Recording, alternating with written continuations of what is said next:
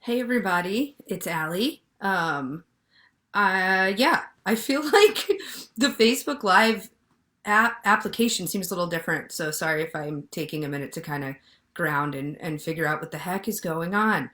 I wanted to just do a little video now for you because I was just doing an interview on a project that you'll be hearing more about soon. Um, Really specifically focused on like the healing that's available through trauma. And so I thought about it and I'm like, wow, let me just share what came through about that with all of you right now, since that's so up right now, since we're experiencing a pretty traumatic event together collectively right now. That's also a very powerful event with a lot of possibility for major healing. So I thought I would share with you some of what just came through around trauma, and also we'll end with a soul board meeting sort of experience, a little activation from the Akashic records. And I'm bummed out because it doesn't show me who's here. I feel like this changed a little bit. So if you are here, if you are watching, or if as we continue with the information here, if there's things that are really resonating with you, hey Chris, I would love to see who's joining, or feel free to comment and say what's happening for you. Hey Cameron, what's up? Rebecca, love this little group that's coming together. Um, and the eye of God is like shining down on me here, but we'll just go with that too. So let's just first start with taking a breath here, breathing in a little space and possibility. Anytime there's tension, anytime there's trauma in our system or stress in our system, I can just tell you from my own experience of the PTSD recovery I've been in, it's like breath, man. Breath is the thing that reminds us that, it's okay and we're alive, and we begin to regulate ourselves. So let's take a few breaths here, just breathing in a little space, a little possibility, especially because the virus that is kind of working with all of us right now, it has a lot to do with our breath, right? And connecting to breath. So let's just take a few breaths here before we continue. Take a breath in here. And gently letting it go. Hey, Linda. And it's like you just start to feel better. Another breath in, even when things were just terrible this year. Like, I can't deny it. Breath feels good. Stretching feels good. You might want to stretch your back here. Another breath in. And gentle exhale out. And just feeling into what would feel good for you right now, right? Like, what would you like right now, a little more of in your life right now? You could just come up with it. I won't even give you a suggestion. You can think of something. Take a moment and just let yourself feel into something that would feel good for you right now. And close your eyes and just let it become like a color or an image, maybe a texture. And now just gently breathe that in. Breathe what would feel good right now, right into your body. Breath in. And hold it for a second in your heart. And gently exhale out. And what I like to do, beautiful, grounding at the base of the spine. Another breath in, and then what I like to do is see where that energy wants to go in the body. So as you breathe in the energy of the thing that would feel good right now, breathe that in. And as you exhale out, just notice where it wants to go. Hey, Justin. And I would love to hear like what's feeling, what would you like more of now, how you're doing, how you're feeling. Let's take one more breath. Whatever it is that would feel good for you right now. Exhaling out, letting the body relax. You're safe, it's safe here. Letting the base of the spine open and relax. Thank you, Cameron. I do live. Just letting the whole system. Oh, one more breath like that. Hi, Carla. And let's just take a second. This is, to me, has been my toolkit when everything else is like nuts. Just some breath. Just picturing something that would feel good, not having to get it anywhere but out of the energy field, just breathing it in. Then if you have something to drink, have a sip of that. This is my dad's high school ring. Isn't that cool? And then if you need to, if you're feeling it, then I just like to sort of stretch. So just take a minute. Nice breath in, take a sip of something, stretch a little bit. Undeniably feels good no matter what's going on. Awesome. Okay, so I'm just going to send out a little download now around trauma, because as I said, if you're just joining me, I was just doing an interview around like the power of trauma and trauma in community and the healing potential that comes. Okay, bummer. And the healing potential that comes from trauma. And the reason I'm doing that is because we're in a group trauma experience right now on the planet. And I've been in a group trauma experience for really the last year. And so I'd like to just share some of what I've learned from 14 years of coaching and working with people around deep stuff, and just something that might support you today. So, okay. So let's just remind ourselves what actually trauma is. So trauma essentially is an injury. And it's an injury of the body, the mind, or the spirit. And it can be like an acute issue, like a very isolated injury experience, like an attack or an accident, or whatever that could be. It could be a very isolated incident. It can be a chronic experience, like a long-term chronic relationship or family situation that's traumatic, or it can be complex, which is kind of like a mix of an acute situation and chronic situations. And so here's the thing, that's not like will I be traumatized? It's basically like when will I be traumatized? And I think pretty much this is the group experience of that. But the reason it's so traumatic is because all of us have experienced pain and shock and betrayal at some point. And when we go through a group experience like this, it can re-trigger a lot of that stuff. So to be human is to be hurt and shocked. And it's also getting hurt, getting shocked is how we learn overall. It's just like how we learn how to do things. But it is also just, it's part of the human experience. Part of the human experience is suffering and pain and shock. Also part of the human experience is love and inspiration and pleasure and kindness and amazing things. It's like, it's just the full spectrum. That's why we can feel all those things, because it's, that's being a human, the full spectrum of experience. So trauma can come from our environment, right? Like any of those types of traumas can come from the environment we're in. And it can also come from our genetics. So we now know scientifically that like epigenetically, we can pass on trauma. And the other piece of that, so we've got environment, we've got genetics, then the other piece of that is like the aftercare. So oftentimes we don't have the support or the care after a traumatic experience because we're around people who aren't educated on how to support someone through a traumatic experience. And so sometimes like the experience of how we're cared for after a trauma can re-traumatize us or be its own version of trauma, which is why a lot of people have complex trauma. So here's the thing. So it's like, it's so important to begin to understand all those things, because how we take care of each other and ourselves through this huge mass trauma experience we're having is key for like what's possible in the group healing that also happens. So when there's an injury, there's healing. So what's possible in our group global healing, and also like what do we want to pass on after this? Like how do we all want to come back into connecting and working and living together? What do we want to pass on to the generation of, so many of my friends have had babies this week. It's like, what do we want to bring those babies into? Because remember, it's epigenetic and it's environmental. And the funny thing about trauma, the paradox of it, is that when you have active trauma in your field, when you're someone who's been traumatized, which is all of us, but when you've had an experience of trauma that's not really been resolved, it affects everything.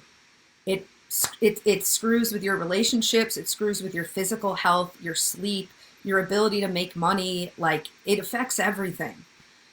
And at the same time, if you've had a deep traumatic, what I would call initiation, like they're also like initiations into a greater capacity for power and strength. And when you really befriend your trauma and learn how to work with it, and acknowledge it, it changes everything. Also, it creates such a richer, deeper, more amazing life where you can come into your life with like so much more power, so much more wisdom. You oftentimes will meet the most important key people in your life. You'll filter out the people that need not be in your life, and you get honest and you get true with like what's really important for you, what is really the purpose of life for you, what you really enjoy. Because like when you've experienced trauma, you experience losing everything, and you experience a loss of innocence. And when you have nothing left to lose, there's no reason to bullshit yourself. So that's the opportunity we're all in right now. We really have an opportunity to walk through that portal of trauma and support ourselves and each other through it, and walk through this as like stronger, richer, deeper, more appreciative, more fun-loving, more connected people. Yeah, and what Rebecca's saying, for sure, my trauma was a gift. Yeah, and I would say, like, if you look at the really iconic people in our society, like, I'm just thinking of Oprah, but name your favorite iconic sort of like major, global inspiration or teacher. They pretty much always come from traumatic backgrounds. Oprah comes from like a really traumatic background, if you've ever heard about her family story. And the thing is that I think anyone who's a survivor who's worked with their trauma, as Rebecca's saying, and I've certainly experienced a lot of complex trauma in my life, and through this last year, I mean, like, choose your own adventure. I just had like literally so many traumatic things unfold. And I think anyone who's gone through it but has chosen to really work with it would say, this is what I'll just speak for myself, but I think many people would say this. And I've heard many people say this that I've worked with. I would have never chosen that. That is not the way I wanted to learn it. But like, it is why I'm the person I am. It did bring me to the next gift in my journey. It did connect me with the people I'm here to be with. It did connect me with my purpose and why my life is worth living. So yeah, trauma always has the opportunity to be a gift, which can be a really triggering thing to say to people, especially in the global experience we're having right now. And I don't mean that like, oh, let's bypass it and like everything is love and light. Like, no, this is a painful time, and the human experience is inherently painful and traumatic, and also the human experience is inherently beautiful and resilient. It's like both things. So we're not saying we don't walk through that, but we're saying, since we're going to walk through that pain and shock and betrayal in our life, let's give it a point. Let's get the gift out of it. Let's like mine the jewel that's there. Otherwise, like, it ruins everything, or it changes everything. And we get to choose which it's going to be. And right now we're in a group experience where we're truly as a group deciding what it's going to be. So yeah, most people will say, I wouldn't have asked for it, but wow, it really impacted my life in a positive way. So good to see everybody who's here. And so, again, a trauma can be a physical or mental or emotional injury, but what you'll find is whatever the origin is, whether it was like a physical accident or whether it was like a loss or some sort of betrayal, right? It ends up weaving itself into the body, mind, and spirit, no matter where the trauma started. It ripples into all of them, so people, and we already know that, like, so many people are having trouble right now with sleep and, and with stress and with, like, all these physical and emotional symptoms, that have to do with an emotional origin. Or for some people, there's a physical origin. Maybe you got this virus, or someone you love got this virus, and then it kind of goes into all these other sorts of, after you recover from it, it goes into all these other sorts of like spiritual or mental symptoms for you. So it ripples into all of them at some point, which means when we do this healing, the resolution has to be woven into all these areas. And it means the potential, whether your origin trauma point is physical, mental, emotional, financial, whatever it is, right? Spiritual, the potential is it weaves itself into all the areas of your life. And so the potential is you get to heal and transform and come out stronger and richer and deeper in every area of your life. So yeah, so that's trauma. And we also know that when we go into a trauma experience, that after when we're in the experience of trauma, we go into, I'm sure you've heard of fight, flight, or freeze. So basically it's like you become aggressive and attack, you flight, which is like you kind of disconnect, or you run, or you freeze and you just stay right where you are. So when you're in the trauma, it's like basically your system, your nervous system chooses one of those three options to try to survive. And after the trauma occurs, there's like no timeline in trauma. That's the other thing to realize, is if there's still trauma in your field, that's why you can talk to someone who's experienced something upsetting or disturbing or an injury, and like it's as if it happened yesterday. And in my line of work, where I do a lot of psychic channeling, working with the Akasha with people, it could be from this lifetime. You know, we can find things in their system from this lifetime that's really affecting them. Other lifetimes, family stories, right? Like there is no timeline when it comes to that. So if you're out of the trauma, but the energy of the trauma is still running, it means you tend to stay in one of those responses, which you've probably heard this before. I think this is semi-common information. So different experiences will push our vulnerability and can really amplify whether we're suddenly aggressive, we suddenly disconnect and drop out, or we stay totally still and like make no move. And if you don't understand that that's a trauma response, or you don't understand that something just happened that triggered a trauma response for you, we can be really hard on ourselves and other people. Which is, again, what's going on for a lot of people right now. Like this experience is triggering different old unresolved things for all of us, which is what's so amazing, the potential of healing that's here for all of us. And so, yeah, so if you don't know that's what's happening, we will think, oh my God, myself or this person is like so difficult, or such a complainer, or they are always starting drama with everybody. And by the way, if you've experienced a lot of trauma, your homeostasis will be like, let's keep things dramatic. Ask me how I know. And because that it becomes safe, because that becomes what you're used to. So, oh my God, this person's such a drama queen. Oh, they're apathetic. I'm lazy. I'm afraid to commit. Or my favorite, which is like every coach in the world will say this, they will push someone this is a big problem, I think, in the coaching industry, is pushing people into a space that feels vulnerable. And then when they're resistant, you're resistant to your progress, your success, you're self-sabotaging yourself. No, actually that person's in a trauma response, and they're feeling vulnerable. And once you've experienced some sort of trauma and you haven't had that healed, basically life becomes about not being vulnerable ever again until you heal it. And so anything that will make you feel vulnerable will be something you try to avoid or attack. Now the thing is like it's not always like what you think it's going to be. Like, oh, I'm going to not walk down a dark street at night. It becomes like, oh, I'm not going to make a lot of money. Because in order to receive a lot of money, you need to be open. And if we're open, that feels vulnerable. On a deep level, that feels vulnerable. So we don't want to be open, so we'll self-sabotage making a lot of money, for an example, or having the sort of relationships we really want to have with people, or being connected, right? Anything that we actually want to receive can make us feel vulnerable. And so it can be really hard for us to, as some of you might remember my program, the Awakened Women's Playbook to Having It.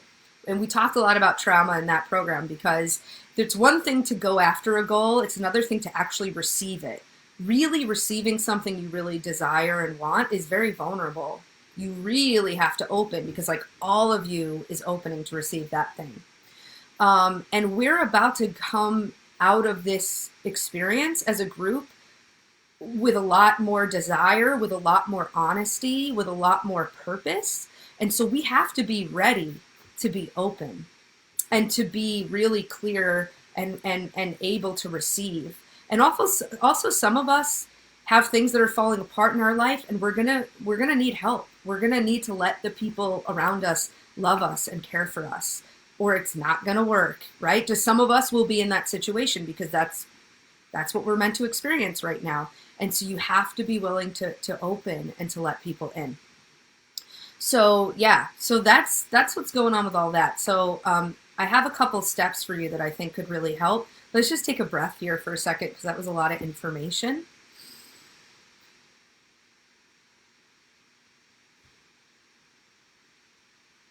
And if it activated or reminded you of something that feels vulnerable, let's just take a breath here, breathing in some love, some space, some possibility. Exhale out. Let it go right to that space that's beginning to open. Beautiful. So, the journey of healing from this traumatic experience, this global healing that's also a global trauma, that's a healing, that's a trauma, that's a trauma, that's a healing, because like that's actually how things work. It's going to look different for each person. It's triggering different things for each person. We're all being called forth in a different way. We're all, I always say, like, you know, every day is somebody's worst day of their life and best day of their life. You know, this 2019 was the worst year of my life. I think it probably always will be. And it was definitely millions of people. A lot of people felt the intensity because the energies were getting so intense, but many people had a phenomenal year. They had a beautiful year. They had a wonderful year. So we're all meant to experience different things at different times. And so how you open and receive this year and this global experience is going to look different for every person. How you need to heal from whatever is being triggered for you is going to look different for each person. But here's like 2 things that I feel confident saying are going to work for everybody. Which are like, that's big. That's a big thing to say, but I feel very confident in saying it, especially just after recent experiences I've had working with thousands of people. Like, I feel good about this. So here's the first one, is we talk a lot about safe spaces and like making something a safe space for other people, or we oftentimes put a lot of responsibility on the environment and on other people to be like safe. Because if you are someone who was traumatized by your environment or were told by your family, like there's a lot of family stories of someone in the family being traumatized by the environment, and also epigenetically, I mean, look at our ancestors. Some shit went down. So we can oftentimes put a lot of responsibility on this outside world and people traumatized me, and now the outside world and people are responsible for making me feel safe. And that's just not really a very empowering way to move through the world, and it's not a way to really keep yourself safe. Certainly, you want to have expectations. You want to have a working knowledge and intuition that you work with to be in safe environments. But here's how you get to that point. You have to become a safe space for yourself. You have to become a safe space for yourself. So no healing can ever happen when a space is not safe or it's traumatic. Right? We go into the fight, flight, freeze. So in order for like healing and empowerment and resolution and like good things to be happening through the outcome of this, you become the safe space for yourself. The body, the mind, the spirit need to feel safe to begin to relinquish that freeze where you can't get anything done, that flight where you disconnect from everyone you want to be connected to, that fight where you're aggressive and you're self-sabotaging and you're attacking. You need to become a safe space. The mind, hi everybody who's coming on, so good to see you. The mind and the body need to feel safe, and you become that safe harbor for yourself. You become your own best friend. So how you start with that is like your own compassion, your own love, and you make a decision. You have to make a decision no matter what you're trying to do in life. You gotta, at some point, I talk to a lot of my clients who like, we've built businesses together about this, but it doesn't matter what you're working on. At some point you have to decide this is the decision and it's happening. I had a mentor teach me that one time, and it's so true. This is it. The decision needs to be made. The decision needs to be made right now for a lot of us. Like, wow, things are wacky, but there's an outcome I want for myself and for my family. There's a feeling I want to be having, and that's my decision. And I now become a safe space for that to start being created, which means no more of the mean talk, of the mean self-talk, of calling yourself, as we were saying, difficult, lazy, afraid to commit, resistance. Get out of that. That has to do with something else. On a deeper level, we all really want to succeed. We all really want to be loved and to love. So it's not about being difficult or a pain in the ass or lazy. It's just not. So let yourself take a breath out and just realize, like, that's not what it's been about. Just get rid of that. Get rid of the mean talk. Get rid of other people being allowed to make comments about your own well-being, your own, how you're presenting physically, how you're presenting emotionally. You know, maybe if they're your therapist or a trusted person, but like, enough with everybody's opinion. You have to become a safe space. You need to begin to honor and love and fiercely devote yourself to really advocating for your own well-being and your own decision that you're making. And then you begin to move away from situations and people and behaviors that are hurting you. The other one we already did was just breath. I feel like that's part of the safe space is, hey Kelly, what's up? Is oxygenating your system. When we're in a trauma response, stop breathing, and especially with the virus that's working through, that we're all in the process of clearing as a group. We got to breathe. So we talked about that in the beginning, but that's part of creating the safe space, drinking water, stretching. These are very basic things that begin to allow for the flow, for things to keep moving on and out. Once we become our own safe space, then that's when we go into community support. So there's a reason for support groups. Like, people make fun of them, but yet there's always support groups. Trauma, often, any sort of traumatic experience, even though we're in a group experience right now, creates isolation. It creates shame. It creates feeling very alone in your pain, but also not feeling safe enough to stop being alone. And I think when you go through, like, I know this year, as I went through like a deep grief journey, I needed to go inward. I needed to be alone. I did feel isolated. I didn't feel like anyone I knew could relate to what I was feeling and experiencing. And so that's just part of the process. And so I don't think it's wrong to feel lonely or isolated, the way I don't think it's wrong for there to be trauma. That is the human experience. But we need to, at a certain point, move out of the isolation, because it doesn't work long term. Healing happens in a group. And so in a group that is well managed, with a common goal, that's really supportive. So getting yourself around people who also want to feel and think this way, also want to create healing and resolution, also are ready for what's possible next. That's why it's so powerful to be around people who are experiencing something similar to you. So I just give an example. It's like so many of these things all year during my grieving journey where I'm like, nobody can relate and blah, blah, blah. I just found this Instagram someone sent me, and it's the woman who wrote "It's Okay That You're Not Okay." And it's great if you're going through grief yourself. It's an amazing Instagram called Refuge in Grief. I'll link it here. And it's been so incredible to read all these posts of things that I thought were so specific to me, like random things, like not being able to tolerate piped in music in a supermarket, keeping your person who passed away's sneakers at the front door, feeling like nothing, initially when all of this started happening with the virus, I felt like, welcome to my world, y'all. Like, I didn't feel any difference. I felt like I'd been feeling this way for so long. Like, I had all these little things that felt very specific to me and my trauma, and oftentimes when you're traumatized, that's how you feel. And it was like so amazing even now, although I'm much further along in my healing. I'm still in recovery, but I'm much further along in it. It was like, wow, that was just the story when I still needed to stay really small and isolated. My story was that, like, nobody else relates to this. Nobody else has that happen. But the truth is like, many people have that happening.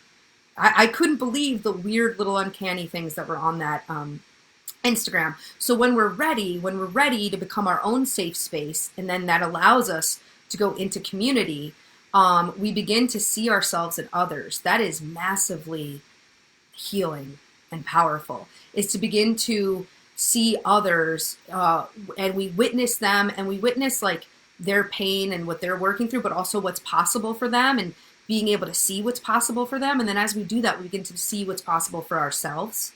And then we can start to realize it's possible for all of us, and we begin to care about ourselves as much as we care about other people, and we begin to care about other people and also learn how to at the same time care about ourselves.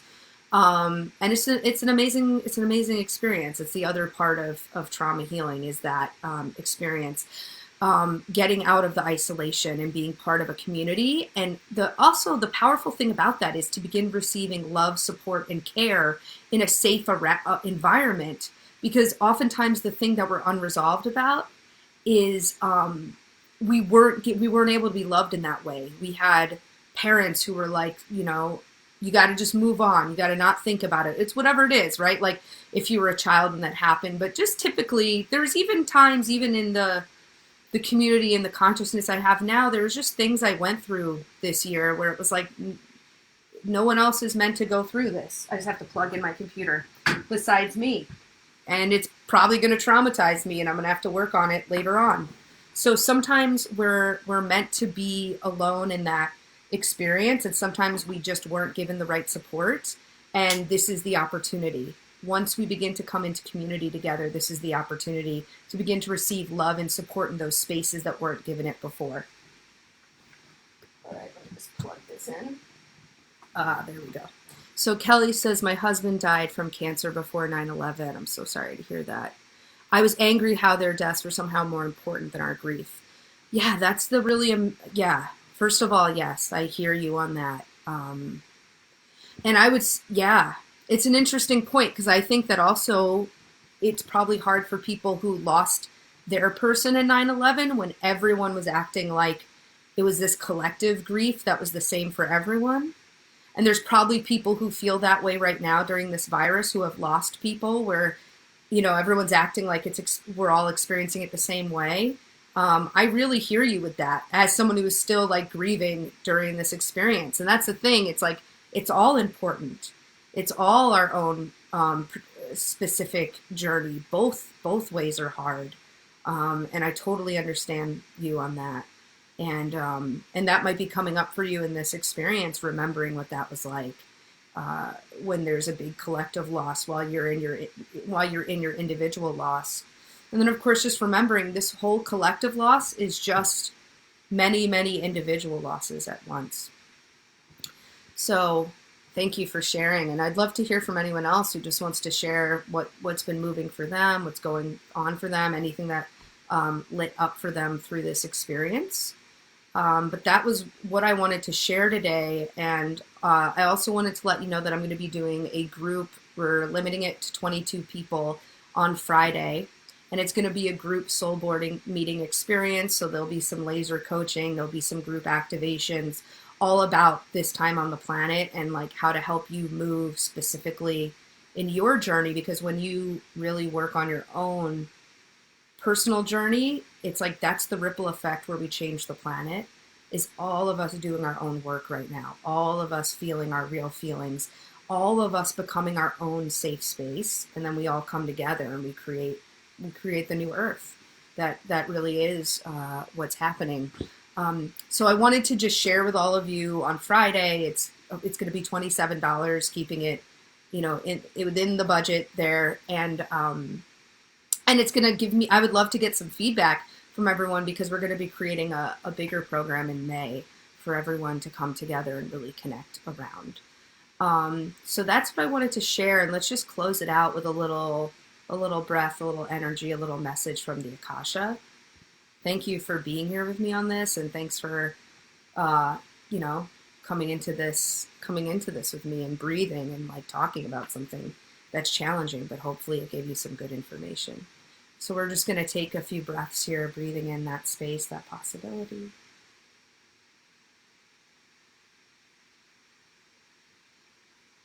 And the message that's here is, you're not alone. You're not alone. And so often we can feel that way, especially right now. Many people feel that way.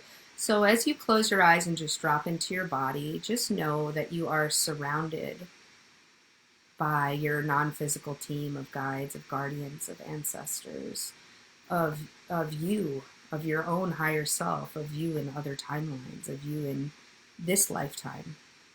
And just with the next few breaths, breathe in, consciously breathing in the love and support that is surrounding you and your very specific journey through this time. Big breath in here. Exhaling out, letting that ground into the heart. 3 more breaths that way.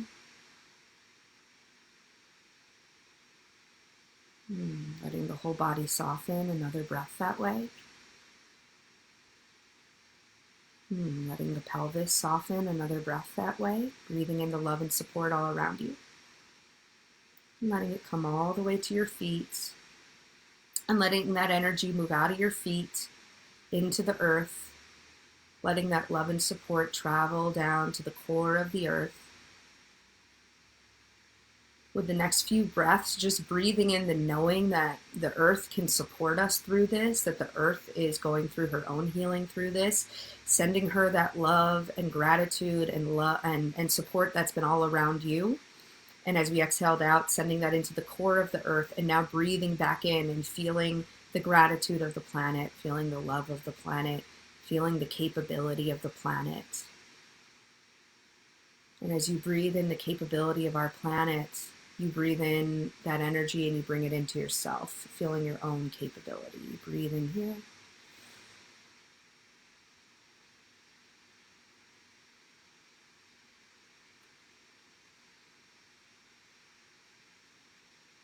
And as we stay soft and capable, and we feel all the love and support, the sentence that's here, which is a polarizing sentence in any type of hardship, the sentence is, "This is right." Whatever that means for you right now, let yourself breathe in the energy of the sentence, "This is right." Breathe that in. Exhaling out and just letting that ground and relax you, letting it be right, whatever that means for you right now.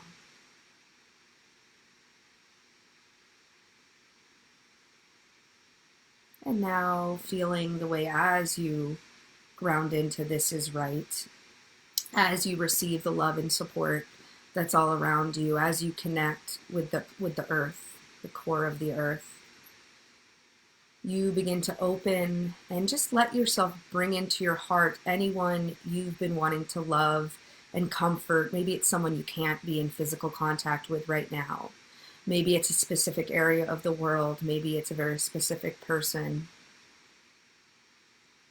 And just with the next breath in, bring that person into your heart, or people, or thing, area of the country. Breathe that in, bring it into the heart.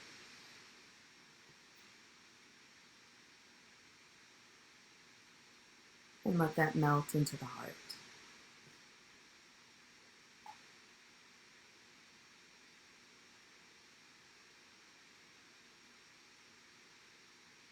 And just feeling the connection and the communion between the love you just received and the love you just gave to another, bringing that all into the heart.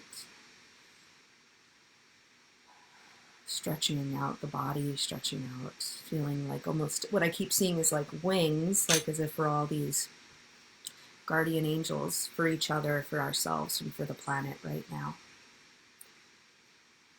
Knowing the work will continue beyond this time. We're just sending love and gratitude to this technology, to each other, to our own hearts, creating this safe space.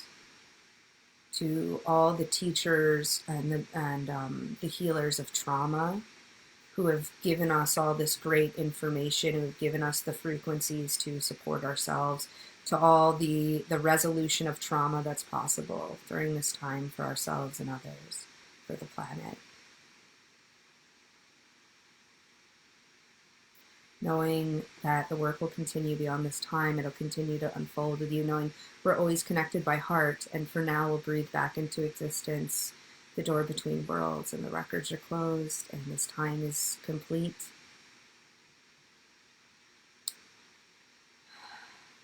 All right. Thank you. Thank you for joining me here. Thank you for sharing this with me. Thank you for what you're doing during this time. It's all valid. It's all right. And we're figuring it out. And each one of us has a very specific calling and purpose during this time. And the one that is the same for all of us is you have making yourself the safe space for yourself. And from that place, you can move forward and be in the right relationship with other people and make the right decisions for everyone. Like when we're wondering why people are being irresponsible, or what, when we're wondering about all the sort of things that are going on right now, it's like that person has not become a safe space for themselves yet.